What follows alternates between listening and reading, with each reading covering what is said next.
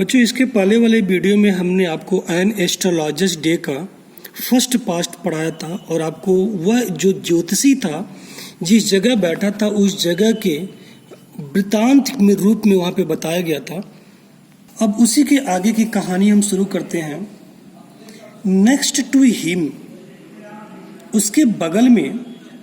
सामने भी कह सकते हैं, इन ओसी फेरोसनेस, शोर करता हुआ, केम a vendor,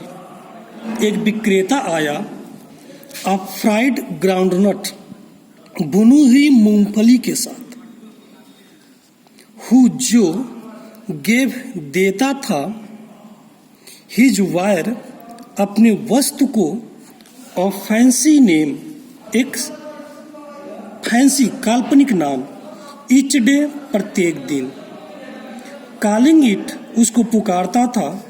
Bombay ice cream, Bombay की आइसक्रीम, वन डे, एक दिन। मतलब मूंगफली वाला जब मूंगफली बेचता था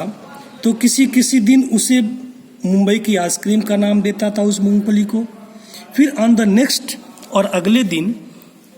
दिल्ली आमंड, दिल्ली का बादाम का नाम देता था, एंड ऑन द थर्ड और तीसरे दिन राजाज डेलिकेसी, राजा की मिठाई का नाम देता था, एंड सो ऑन, और इसी तरीके से, एंड सो फोर्थ, ऐसे आगे भी नाम वो रखा करता था। एंड द पीपल, और लोग, फ्लैक्ड टू हिम, उस पर पूरा झपट पड़ते थे, मतलब उसको घेर लेते थे। अ कॉन्सिडरेबल पोर्शन ऑफ दिस क्राउड, इस भीड़ का अच्छा खासा हिस्सा, भाग, डेलियड बिफोर द एस्ट्रोलॉजर, ज्योतिषी के सामने से भी गतिशील रहता था। द एस्ट्रोलॉजर, ज्योतिषी, ट्रांसैक्टेड हिज बिजनेस, अपने व्यवसाय को बिछाया हुआ था, by the light of a flare, एक रोशनी की, एक फ्लेयर का मतलब होता है चिंगारी, लपट,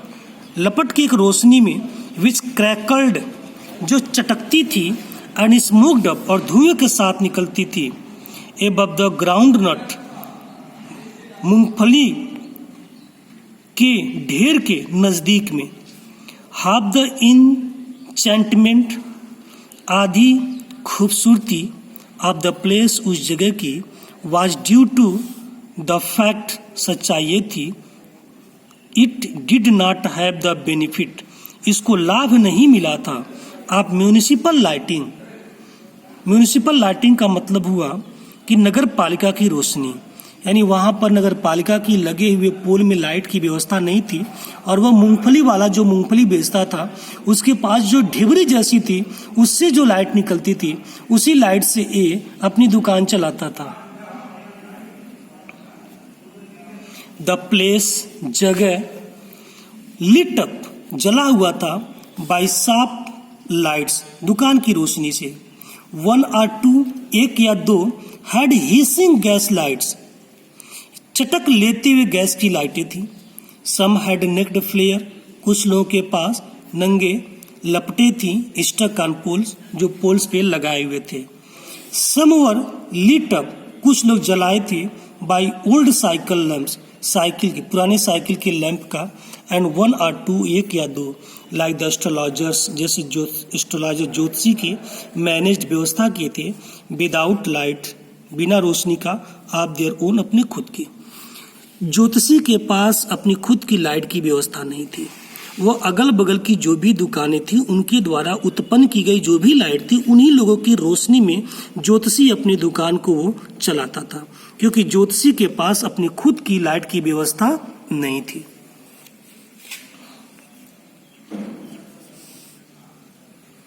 दिस सूटेड,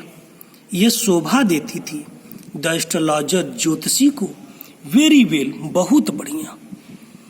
फॉर, सॉरी यहाँ से,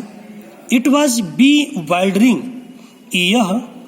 किंकरतबुड़ कर देने वाली थी, क्रिस क्रॉस, आड़े तिरछे लाइट रे, सूर्य की रोशनी का, एंड मूविंग द शैडोज, और छाया भी उत्पन्न करती थी। दिस सूटेड, यह शोभा देती थी, द एस्ट्रोलॉजर, ज्योतिषी को, वेरी वेल, बहुत अच्छा, फॉर द सिंपल रीजन, साधारण कारण के लिए दैट की he had not in the at least intended to be an astrologer, वह ज्योतिषी बनने के इच्छुक नहीं था। वेन जब ही बिगैन लाइफ, उसने अपना जीवन की शुरुआत किया, जब अपने जीवन की शुरुआत किया तो वास्तव में वह ज्योतिषी बनने वाला नहीं था। एंड ही न्यू, और वह जानता था, no more of what was going to happen, कि अगले पल क्या होने वाला है, हिमसेल्फ, उसके साथ, नेक्स्ट मिनट, अगले मिनट। वो ये भी नहीं जानता था कि अगले मिनट उसके साथ क्या हो सकता है। ही वाज, वह था, एज मच अ स्ट्रेंजर, इतना अजनबी, टू द स्टार्स, सितारों के प्रति, as were his innocent customers, जितने कि उसके खुद के निर्दोष अनजान ग्राहक। ज्योतिषी शुद्ध रूप से ज्योतिषी नहीं था, वह ग्रह नक्षत्रों के बारे में उतना ही जानता था जितना कि उसके सामने बैठा उसका ग्राहक, अर्थात ज्योतिषी को ज्योतिष शास्त्र के बारे में किसी प्रकार की कोई जानकारी नहीं थी।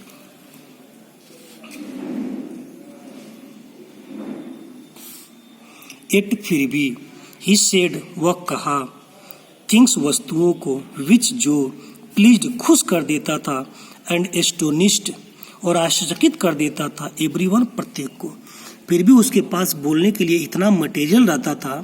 कि उसके ग्राहक उससे खुश और एकदम आश्चर्य हो जाते थे। दैट की was more a matter of study, यह अधिकांश अध्ययन का मामला है, प्रैक्टिस, अभ्यास का मामला है, एंड श्रीव्ड गेस वर्क, और अचानक अनुमान लगाने की बात है।